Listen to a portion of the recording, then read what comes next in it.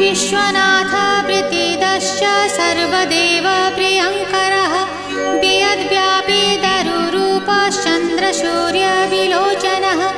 गुप्तगङ्गोपलब्धिश्च तुलसी प्रीतिवर्धनः